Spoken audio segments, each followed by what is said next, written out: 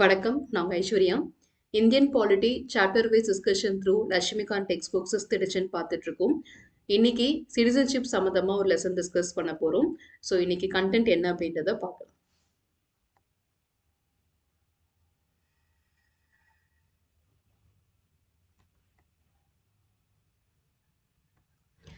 Citizenship அப்படின்ற டாபிக்ல நம்ம தேர்ட் வீடியோ தான் இன்னைக்கு நம்ம பார்க்க போறோம்.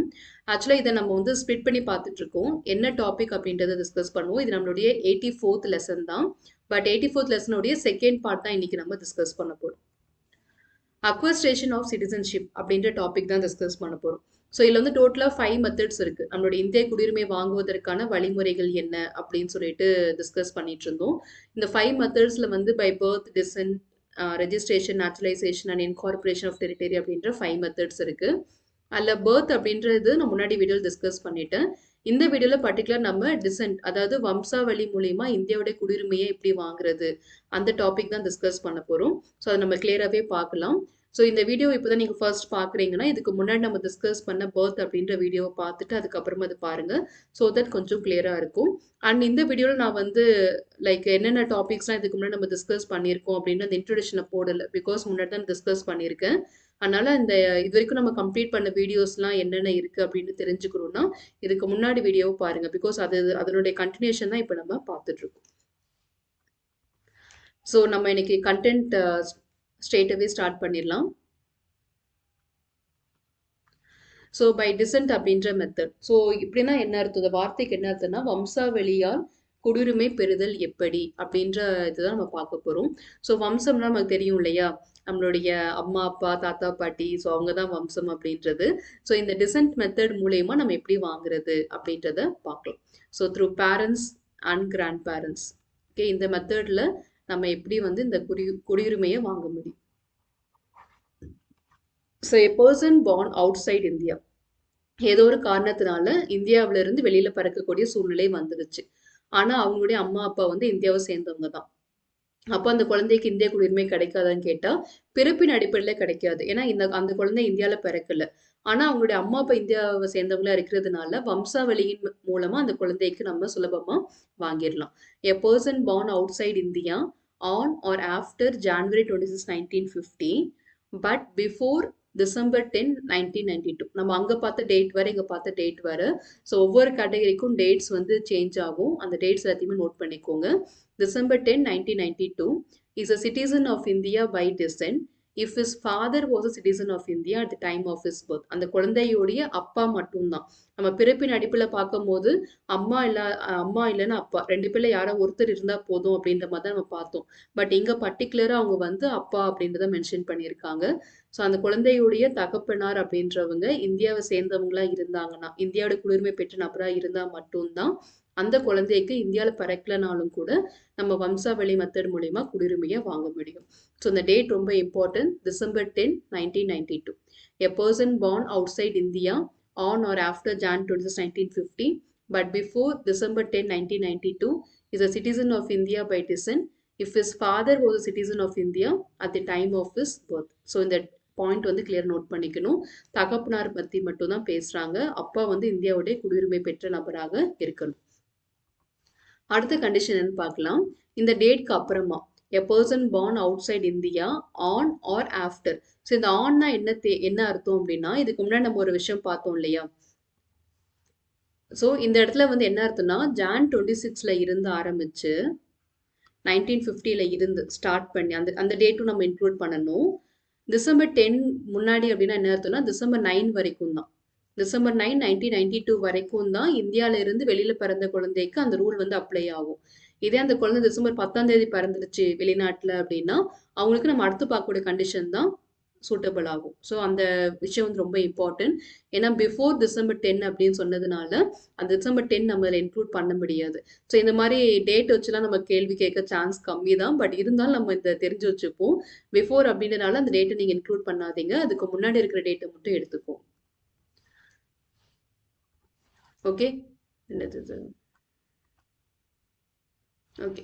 ஸோ எங்கே பார்த்தீங்கன்னா on or after December 10, 1992 is considered as a citizen of India if either of his parents is a citizen of India at the time of his birth. So அதுக்கப்புறம் என்ன மாத்துறாங்கன்னா like அப்பா மட்டும்தான் இம்பார்ட்டன்ட்லாம் இல்லை, அம்மா கூட இம்பார்ட்டன்ட் தான். ஸோ ஈக்குவலாக நாங்கள் வந்து ட்ரீட் பண்ணுறோம் இந்தியாவில் அப்படின்ற மாதிரி அங்கீகாரத்தை கொடுத்து பெண்களுக்கும் வந்து ஒரு உரிமையை கொடுத்துட்டாங்க. ஸோ அந்த குழந்தையுடைய அம்மா அல்லது அப்பா ரெண்டு பேர்ல யாராவது ஒருத்தர் வந்து இந்தியாவோட குடியுரிமை பெற்ற நபரா இருந்தா போதும் அந்த டைம்ல அந்த குழந்தைக்கு வம்சாவளி மெத்தட் மூலயமா குடியுரிமையை வந்து வாங்கி கொடுத்துடலாம் அப்படின்னு சொல்லியிருக்காங்க. ஸோ இந்த சேஞ்சஸ் வந்து ரொம்ப நல்ல சேஞ்ச் தான். ஸோ டிசம்பர் 10ல இருந்து இந்த டேட் இது வரைக்கும் அப்ளை ஆகும். இதுல ஏதாவது சேஞ்சஸ் இருக்கா அப்படின்றதையும் பார்த்துடலாம். ஸோ இதுக்கப்புறமும் டேட்டை மாத்துறாங்க. நம்ம முன்னாடி பார்த்தோம்ல December 3, 2004 வந்து both the parents should be அப்படின்னு சொல்லி நம்ம பர்த்லையும் பார்த்தோம். அதே டேட் தான் இங்கேயும் மென்ஷன் பண்ணியிருக்காங்க. December 3, 2003, 2004 onwards, a person born outside India shall not be a citizen of India by descent. அதாவது வம்சாவளி மெத்தட் மூலயமா அவருக்கு வந்து எடுத்ததுமே நாங்கள் கொடுத்துட மாட்டோம். அதுக்கப்புறமா அவர் இன்னொரு மெத்தடும் பண்ணணும், இன்னொரு ஸ்டெப்பும் இருக்கு. அது என்னன்னா, unless his birth is registered at an Indian consulate within 1 year of the date of birth அப்படின்னு சொல்லியிருக்காங்க. ஸோ எந்த இடத்துல அந்த குழந்தை பிறந்திருக்கோ அந்த குழந்தை பிறந்த நாடு இருக்கும் இல்லையா, அந்த நாட்டில் இந்தியாவை சேர்ந்த கன்சுலேட் இருப்பாங்க, எம்பசி இருப்பாங்க இல்லையா, அந்த இடத்துல நீங்க அந்த குழந்தை பிறந்த ஒரு வருடத்துக்குள்ள நீங்க அங்க ரெஜிஸ்டர் பண்ணி ஆகணும். இந்த குழந்தை வந்து இந்தியாவை சேர்ந்த குழந்தை இங்க பிறந்துடுச்சு, நாங்க இந்திய குடியுரிமை வாங்க தான் விருப்பப்படுறோம் அப்படின்றத நீங்க அங்க ரெஜிஸ்டர் பண்ணிடணும். அதுவும் ஒரு வருஷத்துக்குள்ள பண்ணிடணும். Or with the permission of the central government after the expiry of the set period. ஒருவேளை அந்த தேதி அந்த ஒரு வருடம் அப்படின்றது வந்து உங்களால பண்ண முடியல, ஏதோ ஒரு காரணத்தினால நீங்க வந்து மிஸ் பண்ணிடுறீங்க அப்படின்னா மத்திய அரசாங்கத்துக்கிட்ட முறையிட்டு அவங்களுடைய அனுமதியை பெற்று நீங்க அதுக்கப்புறமா ரெஜிஸ்டர் பண்ணி அந்த குழந்தைய நீங்க வம்சாவளி மெத்தட் மூலயமா கொண்டு வரலாம். ஸோ என்ன சொல்ல வராங்கன்னா, ரெஜிஸ்ட்ரேஷன் அப்படின்றது தேவை. இதுக்கு முன்னாடி வரைக்கும் 2004க்கு முன்னாடி வரைக்கும் அம்மா அல்லது அப்பா யாராவது ஒருத்தர் இந்தியாவை சேர்ந்த நபராக இருந்துட்டாங்க, அந்த குழந்தை வெளிநாட்டில் பிறந்துருச்சு அப்படின்னா வம்சாவளி மெத்தட் மூலிமா இந்தியாவுடைய குடியுரிமை அந்த நபருக்கு ஈஸியாக கொடுத்துருவோம். ஆனால் 2004க்கு அப்புறமா என்ன பண்ணால் அடிஷ்னலாக ஒரு ஸ்டெப்பை நீங்கள் பண்ணணும், ரெஜிஸ்ட்ரேஷன் பண்ணணும். எங்கே பண்ணணும்னு கேட்டால் அந்த குழந்தை எங்கே பிறந்திருக்கோ அந்த நாட்டில் ஒரு வருஷத்துக்குள்ள இந்தியா கன்சுலேட் கிட்ட நீங்கள் போய் இந்தியாவை சேர்ந்த குழந்தை அப்படின்றத நீங்கள் ரெஜிஸ்டர் பண்ணிடணும். ஒருவேளை அந்த தேதியை நீங்கள் மிஸ் பண்ணிட்டீங்கன்னா மத்திய அரசாங்கத்துக்கிட்ட பெர்மிஷன் கேட்டு அதுக்கப்புறமா எக்ஸ்பைரி ஆனதுக்கு அப்புறமா கூட அந்த டேட் எக்ஸ்பைரி ஆனதுக்கு அப்புறமா கூட நீங்கள் ரெஜிஸ்ட்ரேஷன் பண்ணிக்கலாம். அந்த ரெஜிஸ்ட்ரேஷன் பண்ணதுக்கு அப்புறமா தான் அந்த குழந்தைய இந்திய குடியுரிமை பெற்ற நபராக அங்கீகாரம் கொடுக்க முடியும் அப்படின்னு சொல்லிட்டாங்க. ஸோ இந்த சேஞ்சஸ் எல்லாமே ரொம்ப ரொம்ப இம்பார்ட்டன்ட். ஸோ இதில் இம்பார்ட்டன்ட் டேட்ஸ் எல்லாத்தையுமே நம்ம வந்து இப்போ ரீகால் பண்ணிக்கலாம். ஸோ டிசென்ட் வம்சாவளி அப்படின்றது ரொம்பவே சுலபமாக தான் இருக்குது. பட் அதுக்கப்புறமா ஒரு சின்ன ஒரு எக்ஸ்பிளேஷன் கொடுத்துருக்காங்க. என் application for the registration of the birth of a minor child. ஏன்னா அந்த குழந்தை வந்து அப்போ சின்ன குழந்தை தானே, 18 வயசுக்குள்ளே தான் இருக்கும், கண்டிப்பாக ஒரு வருஷன்ற போது. ஸோ மைனர் சைல்டாக இருக்கிறதுனால to an Indian consulate shall be accompanied by an undertaking in writing from the parents of such minor child that he or she does not hold the passport of another country. அந்த குழந்தையின் சார்பாக அவங்களுடைய பெற்றோர்கள் என்ன பண்ணணும்னா, இந்த குழந்தைக்கு எந்த வெளிநாட்டுடைய குடியுரிமையும் நாங்கள் வாங்கலை, இந்தியாவோட குடியுரிமை மட்டும்தான் வாங்கியிருக்கோம் அப்படின்றத எழுதி சப்மிட் பண்ணணும். ஸோ இந்த குழந்தைக்கு வேறு எந்த நாட்டோட குடியுரிமையும் இல்லை. பிகாஸ் சில நாடுகள்லாம் பார்த்தீங்கன்னா அந்த நாட்டில் குழந்தை பிறந்தாலே சுலபமாக கொடுத்துருவாங்க. நம்ம முன்னாடி பர்த் பார்த்தோம்ல, 1987க்கு முன்னாடி வரைக்கும் அந்த குழந்தை எந்த நாட்டை சேர்ந்தவங்களா இருந்தாலும் பரவாயில்ல, தகப்பனார் வந்து எந்த பேரண்ட்ஸ் எந்த நாட்டை சேர்ந்தவங்களும் பரவாயில்ல, பட் இந்த குழந்தை அந்த நாட்டில் பிறந்துருச்சுன்னா எங்களுக்கு உரிய குழந்தை, நாங்கள் வந்து அது அங்கீகாரம் கொடுத்துருவோம் அப்படின்ற மாதிரி சொல்லியிருந்தாங்க. பட் 1987லேயே நம்ம அதை சேஞ்ச் பண்ணிட்டோம். ஆனால் இன்றைக்குமே சில நாடுகள் அதை சேஞ்ச் பண்ணாமல் இருக்காங்க. நிறைய நாடுகள் வந்து பார்த்தீங்கன்னா வெளிநாட்டை சேர்ந்தவங்களா இருந்தாலும் சரி, ஒரு குழந்தை அந்த நாட்டில் பிறந்துருச்சுன்னா அவங்க விருப்பப்பட்டாங்கன்னா அந்த குழந்தைக்கு சுலபமாகவே பை பர்த் மூலயமா நீங்கள் வாங்கிடலாம்.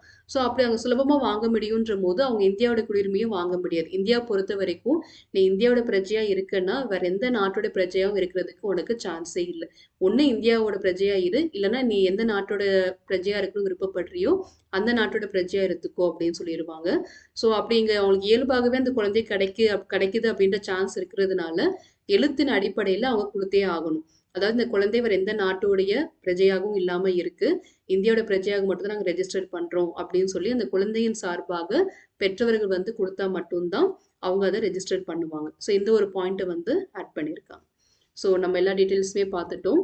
அடுத்து வந்து பாருங்க, further a minor who is a citizen of India by virtue of descent, அதாவது வம்சாவளி மூலயமா ஒரு குழந்தை இந்தியாவுடைய பிரஜையாக மாறியிருக்கு.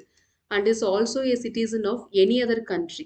வேற ஏதோ ஒரு நாட்டுடைய பிரஜையாகவும் அந்த குழந்தை இயல்பாகவே இருந்திருக்கு. லைக் பிறப்பின் அடிப்படையில் அந்த அந்த நாட்டில் வந்து அந்த குழந்தை கொடுத்துட்டாங்கன்னு வைங்களேன்.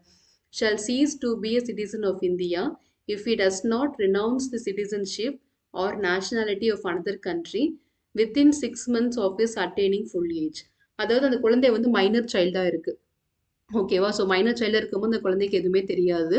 ஒரு குறிப்பிட்ட வயது, லைக் அந்த குழந்தை மேஜர் ஆகும் அப்படின்னு சொல்லுவோம் இல்லையா? 18 இயர்ஸ்க்கு அப்புறமா நம்ம அதை கன்சிடர் பண்றோம். ஸோ அந்த குழந்தை மேஜர் ஆனதுக்கு அப்புறமா அவங்களுக்கே தெரியாம வேற ஏதோ ஒரு நாட்டுடைய பிரஜையாக அந்த குழந்தை இருக்குதுன்னு வச்சுக்கோங்களேன். அந்த விஷயம் அவங்களுக்கு தெரிய வருது.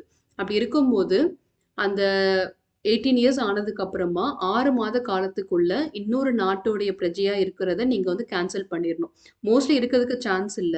ஏன்னா முன்னாடியே நான் உங்க பேரண்ட்ஸ் எழுதி குடுத்துடுறாங்க. பட் இருந்துமே யாராவது மிஸ் பண்ணி அந்த நாட்டுடைய பிரஜையாகவே ரெஜிஸ்டர் ஆகி இருக்காங்க அப்படின்னா, அந்த குழந்தைக்கு அது தெரிய வருதுன்னா 6 மாதத்துக்குள்ள அது பண்ணிரணும். அப்படி இல்லன்னா, இந்தியாவுடைய குடியுரிமை அந்த குழந்தைகிட்ட இருந்து பறி போயிரும். ஓகேவா? நம்ம இது வந்து தெளிவா தெரிஞ்சுக்கணும். லைக் எந்த நாட்டுல நம்ம பிறக்கிறோமோ, 18 வயது ஆனதுக்கு அப்புறமா அந்த நாட்டுல நம்மளுடைய பேர் ரெஜிஸ்டர் ஆயிருக்கா, குடிமகன் அப்படின்ற மாரி ரெஜிஸ்டர் ஆயிருக்கா அப்படின்றத செக் பண்ணி ஆகணும். கண்டிப்பா அத செக் பண்ணுவாங்க. இந்தியன் எம்பேசில எல்லாருமே செக் பண்ணுவாங்க. அப்படி நம்ம அந்த பேர் இருக்குதுன்னு தெரிய வந்தவுடனே, நம்ம 6 மாதத்துக்குள்ள அத கேன்சல் பண்ணிட்டோம்னா வெல் அண்ட் குட். இல்ல நம்மளோட இந்திய குடியுரிமை வந்து நம்மகிட்ட இருந்து பறி போயிரும்.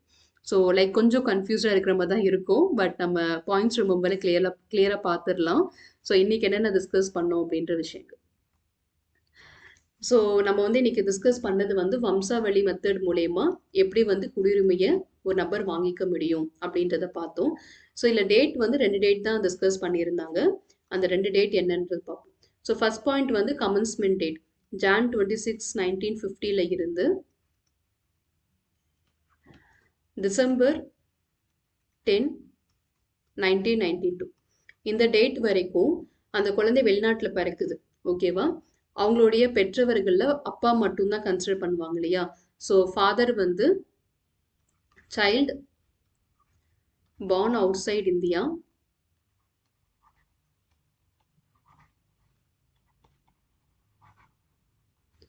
Father was citizen of India. அப்படி இருந்தால் மட்டும்தான் அந்த குழந்தைக்கு இந்தியாவுடைய குடியுரிமையை வாங்கி தர முடியும். இதுக்கப்புறமா என்ன மாற்றினாங்கன்னா டிசம்பர் 10, 1992க்கு அப்புறமா டில் ப்ரெசன்ட் வரைக்கும் என்ன கண்டிஷன் அப்படின்னா எய்தர் ஆஃப் தி பேரண்ட்ஸ், அதில் கண்டிப்பாக இன்னொரு பேரண்ட் வந்து இல்லீகல் மைக்ரேட்டாக இருக்கக்கூடாது. அது எல்லா கண்டிஷன்லையுமே வரும். எய்தர் ஆஃப் பேரண்ட்ஸ் வந்து இந்திய குடிமகனாக இருந்தால் போதும் அந்த குழந்தைக்கு ஈஸியாகவே குடியுரிமை கிடைச்சிரும். இது நம்ம பார்த்தது. ஸோ அதுக்கு அடுத்து என்ன பண்ணாங்கன்னா லைக் இல்லை நம்ம வந்து ப்ரெசன்ட் வரைக்கும் இல்லை, சாரி. ஸோ இதை எரேஸ் பண்ண முடியாது, சேஞ்ச் பண்ணிக்கோங்க. ஸோ டிசம்பர் 10, 1992 அப்படின்றது பார்த்தோம் இல்லையா? ஸோ இதுக்கு அடுத்த விஷயங்கள் வந்து நம்ம டிசம்பர் 3, 2004 அப்படின்ற விஷயங்கள். அந்த டேட் தான் இதுக்கு மிஸ் பண்ணிட்டேன். ஸோ டிசம்பர் 3, 2004 இது வரைக்கும் either of the parents. But after December 3, 2004 என்ன மாறிச்சுன்னா அதே கண்டிஷன் தான், பட் ரெஜிஸ்டர் பண்ணணும் அப்படின்ற மாதிரி மாற்றிட்டாங்க. So either of the parents தான், but it has to be registered.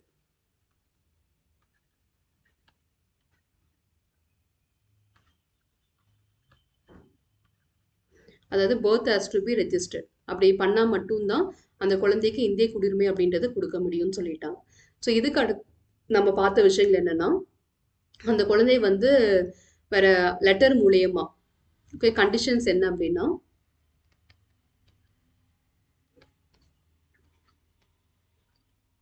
parents in writing has to submit